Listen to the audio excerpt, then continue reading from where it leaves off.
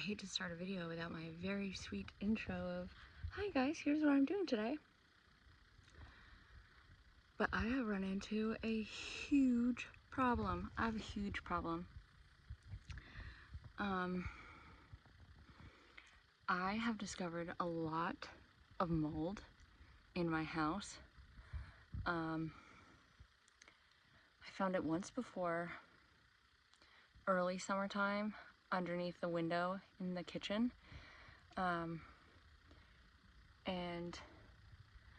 I thought that it was because, and I don't know why the reason didn't occur to me when I thought that it was this other reason, but I thought that the window was leaking and that it was somehow running down the stud on the interior of the wall and getting inside and like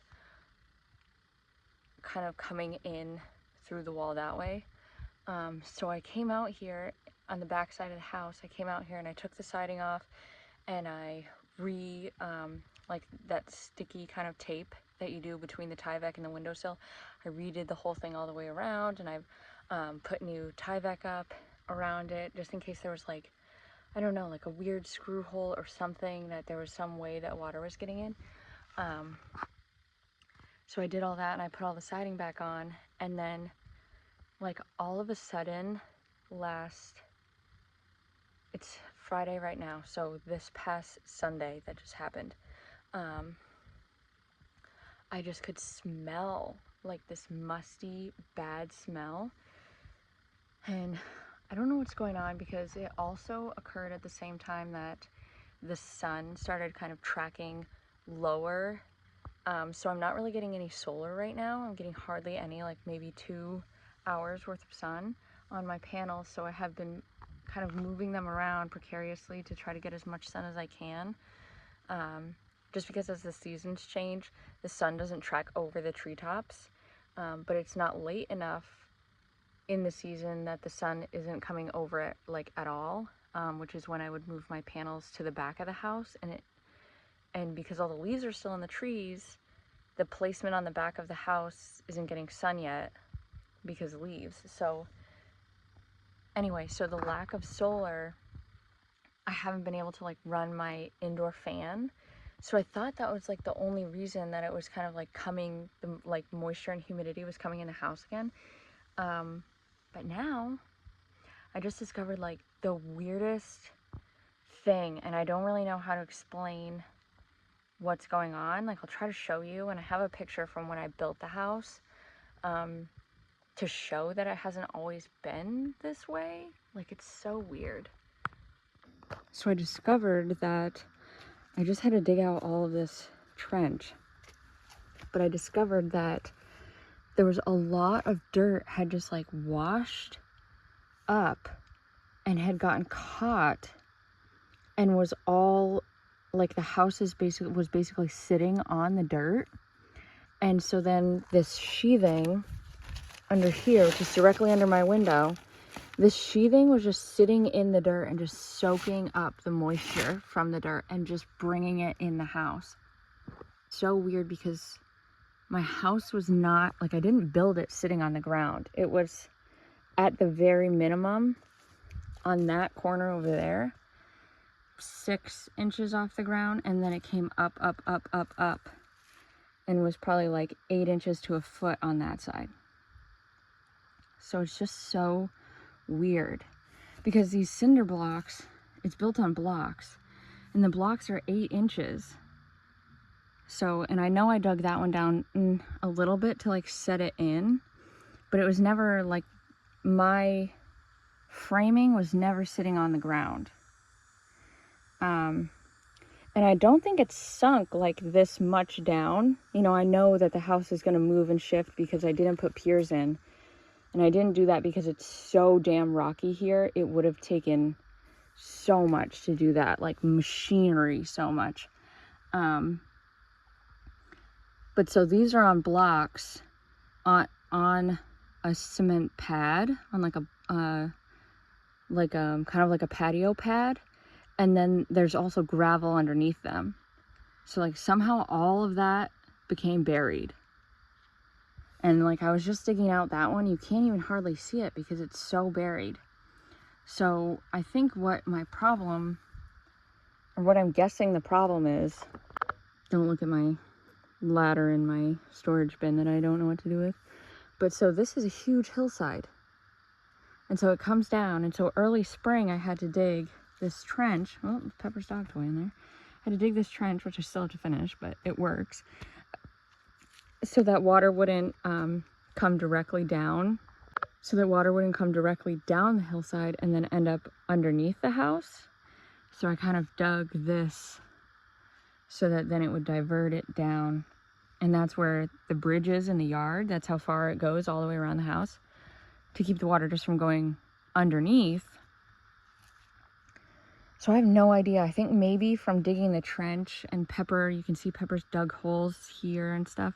So I'm wondering if like water runoff has carried this dirt and then it all kind of just stacked up until the point that it like built a little dirt wall kind of underneath my house. Because when I dig out, you know, like these few inches that are here, it's still open underneath. So all week this week I've been, you know, like taking out wood that even has like the slightest bit of mold on it or anything like that. Like the piece that was underneath the window inside was pretty bad. So I cut that out, took that all out. I've bleached everything. And then, you know what, after I bleached everything for like 3 days straight, I was coming here after work and just bringing things outside and bleaching them and then letting them dry in the sun and then bringing them back in. And then one day I cranked up the wood stove and I got it to like 100 degrees in there just to try to like anything that might be in the air or whatever, like even the humidity, just dry out the humidity that's in there. But then like I come back today and I've been running the fan again. I come back today and it says like 85% humidity in there and I'm like, what the fuck is going on? So I think this is my problem. I think it's just like my house is just sitting basically on the ground on this very edge, and so I'm digging it out right now, and I'm going to try to dig it lower than it needs to go, and then I want to dig out this whole hillside, just try to flatten it more, and then maybe dig a trench closer to the tree line that will divert the water to the trench that I've already dug, and then also kind of have it go off the other side of the house and out into the woods, so that hopefully that will minimize the water that will come from the hillside and go near the house. But my friend is coming tomorrow. He's so nice because I was having a meltdown. I've been having a meltdown all week because I feel so close to being done with my house and I want to have a party and like invite all my friends over that have been supporting me, you know, to build this house and listen to me talk about all my problems with the house and stuff. So I wanted to have a party, and I keep saying, oh, I want to do it at the end of August, and I kept putting these deadlines for myself so that it will be done by the time I want to have my party, and now I have this huge setback. So just been like absolutely devastated. But anyway, my friend, who is great, his name is Brendan, he is going to come and help me sort this mess out and like I have to take all the siding off this side, and we're just going to replace the bottom 2 feet of sheathing across the whole side, just so nothing is damp or wet. And then, you know, new tie back on the bottom, new everything, and then put the siding back on. And then hopefully do the inside as well, the things that I've cut out. But I'll show you guys all that when we do it. But for right now, I'm going to continue digging this.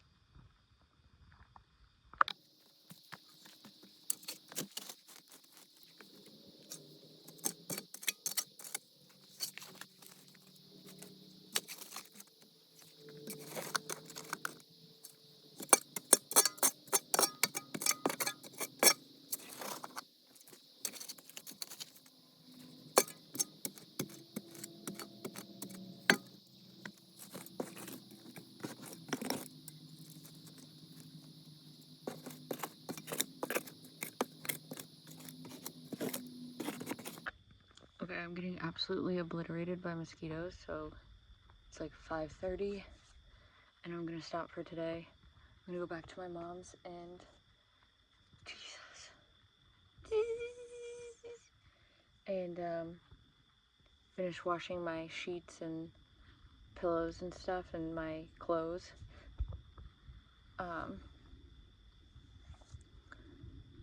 But I figured out why the dirt is piling up under the house. It's because I'm an idiot.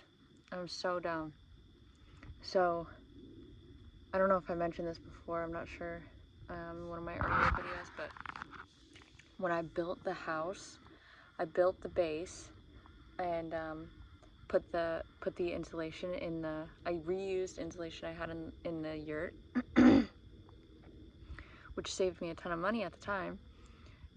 So I did the framework, I put the insulation in, I put plastic on the top and the bottom of the insulation, and then I put the plywood subfloor on, and it was fine with rain and stuff until I got the framing up, and then it was so hard because it's an A-frame to cover the frame and the floor and, you know, make sure no water got in here.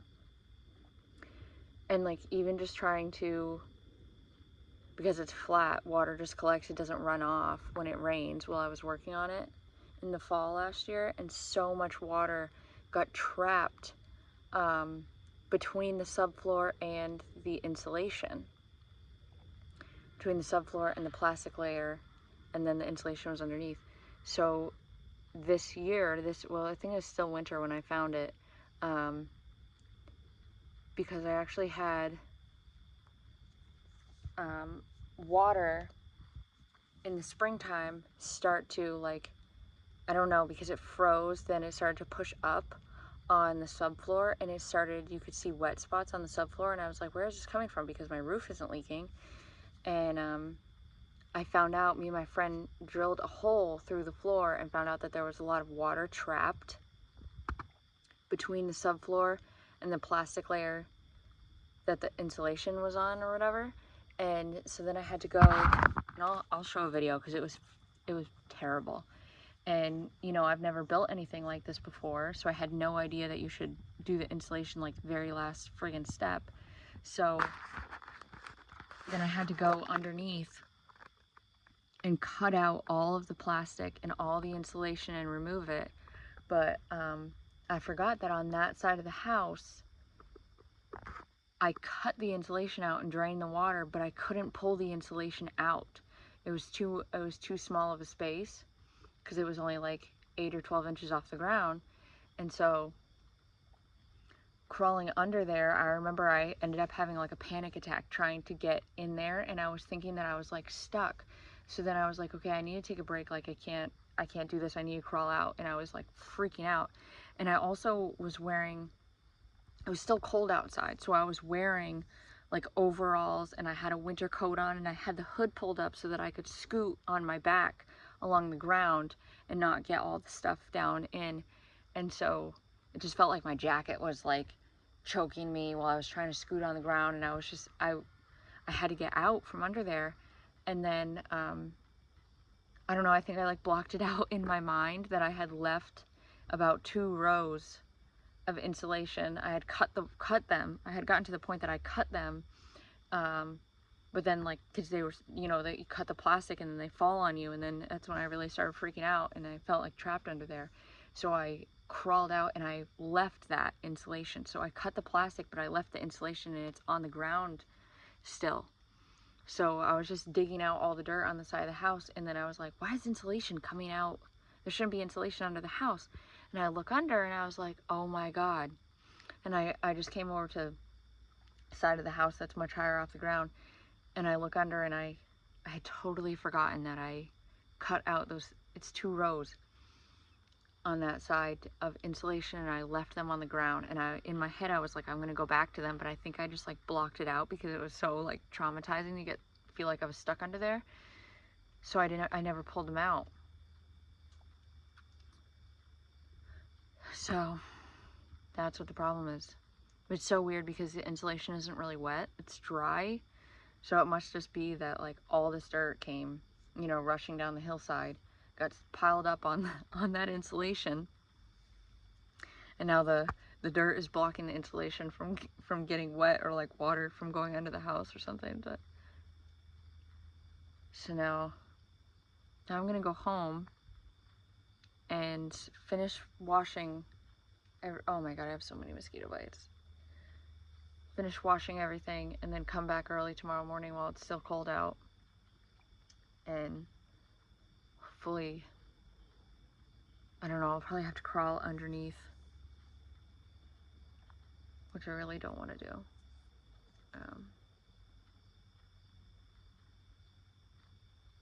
Yeah, I'll show you. I don't know if you'll be able to see if it's bright enough, but I'll show you what's still under there. So you can see that piece right there isn't blocking anything, but that piece over there, there's two pieces over there, and that's the very end of the house. And then like over there you can see like daylight coming through or whatever.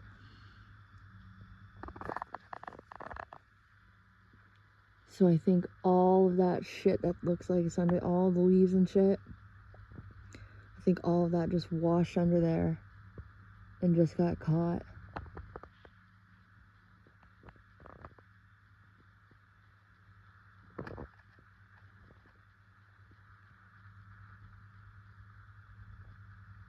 Gross.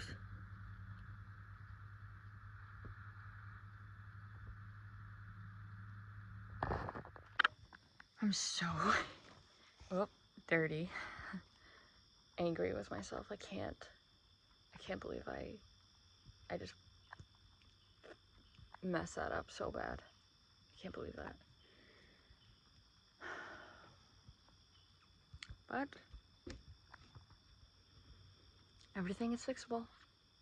Everything is fixable, so I'll be fixing it.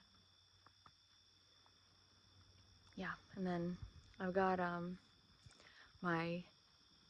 have to check out the subfloor underneath there too when I go in and pull all that out, and make sure that it's not moldy and it doesn't look wet from underneath, and that it's okay. And then if it is, I have to go inside and probably pull up some of my floor and see if it's wet and whatnot, if I need to cut it out and replace chunks of the subfloor. That was a concern when I found the water under there in the first place. And then I wasn't living here yet, so I was able to give it some time and let it dry, and a lot of it all dried completely, you know, so I was able to do the floor, but this might have caused a new problem. We'll see. So I want to go home now before I cry.